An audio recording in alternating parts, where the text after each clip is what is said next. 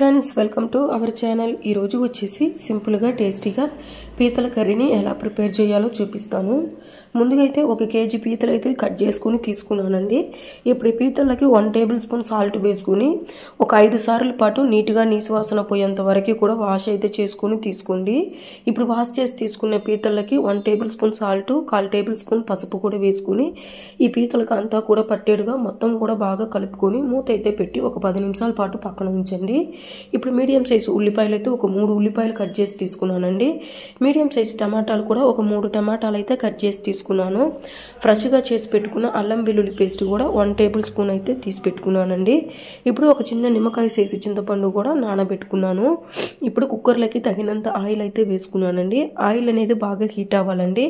Heat అయిన తర్వాత మనం ముందుగా మ్యాగ్నేట్ చేసి పెట్టుకున్న పీతలంతా కూడా ఆయిల్లో వేసుకుని ఒకసారి బాగా ఫ్రై చేయండి. పీతల్లో ఉండే వాటర్ అనేది అంతా కూడా బాగా సపరేట్ అవుతుందండి. ఆ వాటర్ అంతా కూడా పోయి మనం వేసుకున్న ఆయిల్ అనేది సపరేట్ అయ్యేంత వరకు కూడా ఈ పీతల్ని అప్పుడప్పుడు కలుపుకుంటూ 5 మినిట్స్ 1 టైం అయితే ఈ విధంగా కలుపుకుంటూ ఫ్రై అయితే చేయండి. ఈ విధంగా ఫ్రై అయిన పీతల్ని ఒక బౌల్లోకి అయితే మొత్తం కూడా తీసి పక్కన ఉంచండి. ఇప్పుడు ఈ ఫ్రైకి మనం వేసుకున్నాం కదండి, అదే ఆయిల్ అయితే పట్ట 2 మొగ్గ అయితే వేసుకొని ఫ్రై చేయండి. ఫ్రై అయిన తర్వాత మనం ముందుగా కట్ చేసి పెట్టుకున్న ఆనియన్ కూడా వేసుకొని ఒక 2 మినిట్స్ పాటు బాగా ఫ్రై చేయండి. ఆనియన్ అనేది ఒక 2 మినిట్స్ ఫ్రై అయిన తర్వాత ఒక 2 రెమ్మల కరివేపాకు కూడా వేసుకొని బాగా ఫ్రై చేయండి.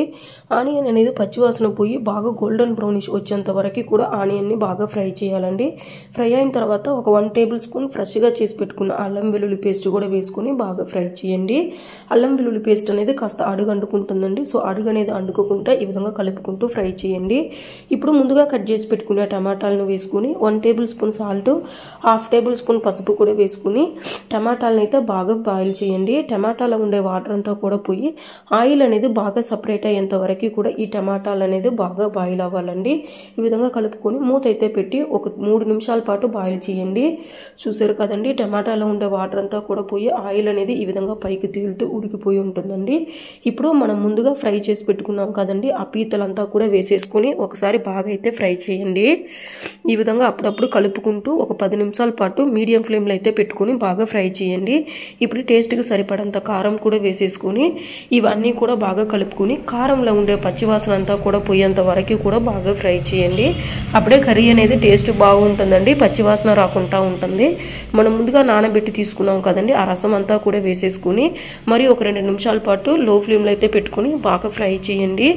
ఈ చింతపండు అంతా కూడా మసాలాకు బాగా కలిసేడుగా బాగా ఒకసారి ఫ్రై అయిన తర్వాత మీకు గ్రేవీలకి ఎంత వాటర్ కావాలో అంత సరిపోయేంత వాటర్ అయితే వేసుకుని ఒకసారి బాగా కలుపుకొని ఉప్పు కారం పులుసు అంతా కూడా సరిపోయిందా చూసుకొని మూత అయితే పెట్టుకుని మరి ఒక 20 నిమిషాల పాటు మీడియం ఫ్లేమ్లో అయితే బాయిల్ చేయండి. అప్పుడే కర్రీ అనేది టేస్ట్ బాగుంటుందండి. కర్రీ అనేది మీకు ఎంత చిక్కగా కావాలో అంత కంటెంట్స్కి వచ్చిన తర్వాత మనం ముందుగా కట్ చేసి పెట్టుకున్నాం కదండి, ఆ కొత్తిమీర అంతా కూడా జల్లుకొని సర్వ్ చేసుకోండి. టేస్ట్ అయితే చాలా అంటే చాలా బాగుంటుందండి. సో తప్పకుండా ట్రై చేయండి. ట్రై చేసి ఎలా వచ్చిందో కామెంట్ సెక్షన్లో కామెంట్ కూడా చేసేయండి. మరి నా వీడియో కనుక ఫస్ట్ టైం చూసినట్లయితే లైక్ చేయండి, షేర్ చేయండి, సబ్స్క్రైబ్ చేయండి. Bye bye.